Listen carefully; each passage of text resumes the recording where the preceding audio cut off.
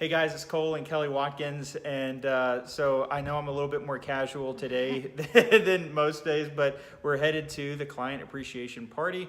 It's really hot outside, and I'm not going to be found in a button down today. So we wanted to. The last couple of weeks, we've been bringing you what to look for in home inspections, right? What to look for in mortgage rates and lenders and loans. But one of the funniest things to us is we've never really brought you what to look for in a real estate agent. And we just so happen to know some wonderful real estate agents. So what we wanted to do today was really part one of a two-part deal here and kind of take you through all the way from the beginning. What is required by someone to get their real estate license? We get that asked to us all the time. What does it take to get your license? And then what does a real estate agent deal with in these transactions? And then we'll kind of go into our first point on the last one. So what does it take to be a real estate agent? So in the state of Texas, it is a 180-hour course that you have to take to get your license. It costs about $1,000. 2 tests that you have to pass, and then you pick a brokerage to hang your license with, and you are released to manage or mismanage someone's biggest investment. Yeah.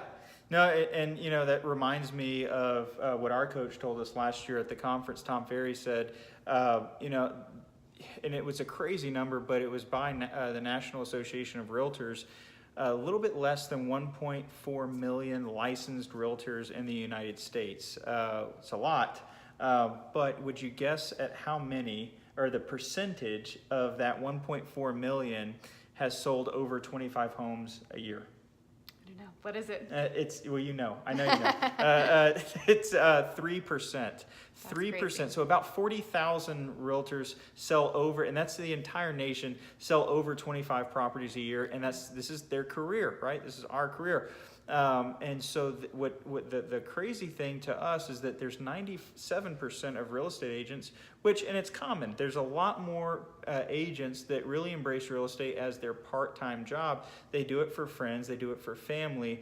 The thing with us though is that real estate is most people's biggest investment, therefore their biggest asset.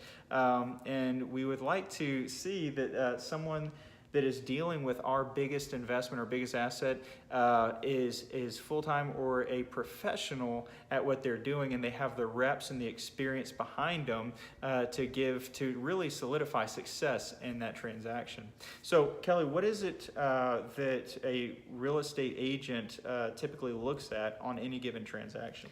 So on any given transaction, on the selling side, there's about 80 steps that we've calculated for the agent to go through to get from listing to sold, and about 30 steps from under contract to sold for a buyer.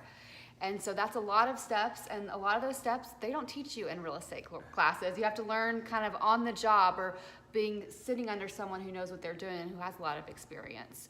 And any one of those steps could result in a lot of lost money for our buyers and sellers, or a lot of headaches. So it's very important that that person knows all those steps before getting into it, and they don't practice on your house. Yeah, there's no room in real estate with your property and the investment you've made for oopses or my bads or I'm sorry that this happened. No, we actually just had a real estate agent on the other side of what the deal we were working that unfortunately lost their license because they lost track of the timeline that their clients were on, and their clients lost their earnest money. So that's huge. But it's not just really bad for that agent, it's worse for her clients that lost their money. Yeah. And on any given transaction, there's anywhere between 14 to 21 different hands on that property, on that transaction. So there's a lot of moving parts and a lot of things that really have to be solidified and handled properly. Absolutely. That brings us to our first point, and I think we kind of already started talking about it, but on how a real estate agent brings value, or a real estate professional rather, brings value to your transaction. And there's so much more that we'll talk about in part two. Kelly says I talk way too much on these videos, so we're going to just cut it into a two-part series.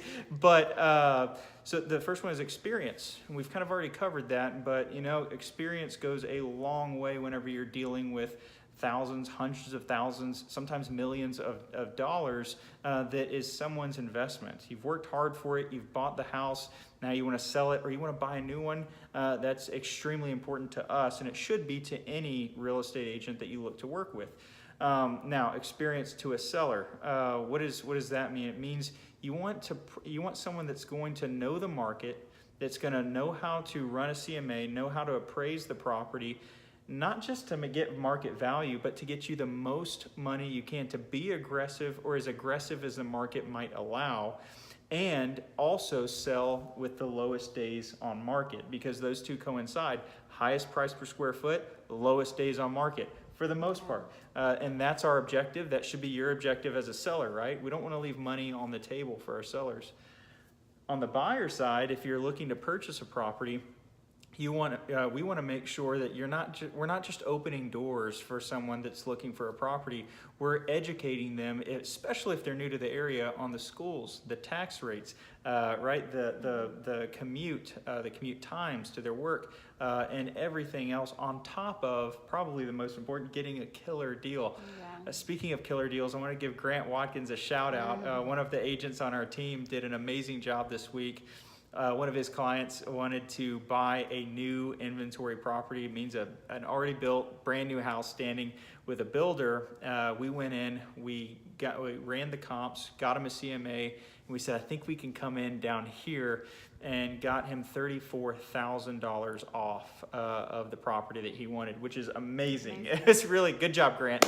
But you know, whenever we looked at that CMA, we saw so many other people that paid full asking price, and that's because they either, number one, did not have a real estate agent, or number two, they did not have a competent real estate agent that was representing them and negotiating like they should be. So remember, if you're looking for new inventory, the builders are wonderful to work with. However, they're going to do their job, and they are a builder rep for a reason. They represent the builder, and that's their job. You need to have a third-party real estate agent that is representing you and your best interest and going to bat for you on the price of the house.